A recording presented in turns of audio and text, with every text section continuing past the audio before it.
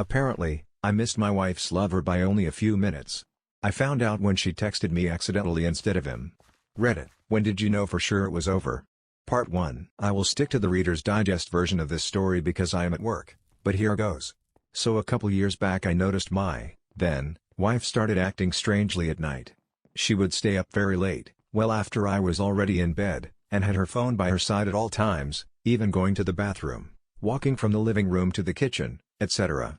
This obviously caught my attention because she had never behaved like this in the previous 4 years we had been married. So, I started my investigation by looking at our phone bill to see if she was texting anyone. To my horror, I found hundreds and hundreds of texts being sent to the same number every night, usually beginning around the time I would go to bed. Plus probably 15 to 20 picture messages per night. I cross-referenced the phone number she had been texting and it was nobody that I knew. This eliminates all of her family and any close friends, as I have all of their numbers stored in my phone as well. So my next step is to try to steal her phone and read her text messages. Not easily done since she is watching her phone like a hawk, but a few days later I finally managed to get my hands on it. Only to find her entire inbox is completely empty. She is deleting all of her texts throughout the day. What is she hiding? I look in the pictures to see if I can find anything scandalous, but I get the same result, all of her pics are deleted. I put the phone back and plotted my next step. Being the resourceful man that I am, I downloaded a simple file recovery program and waited for the right time to strike.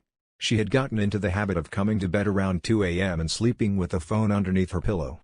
Again, a behavior she had never once displayed at any other time during our marriage. So I wait for her to come to bed and fall asleep, then I slowly extract the phone from under her pillow without waking her up, a feat that probably took me 20 minutes. I hurried into the other room and started running the file recovery software, hoping to God that I find thousands of pictures of our dog and nothing more.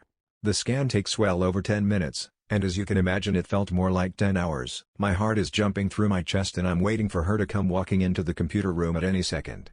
Finally, the scan is complete, so I go back into the room and replace her phone.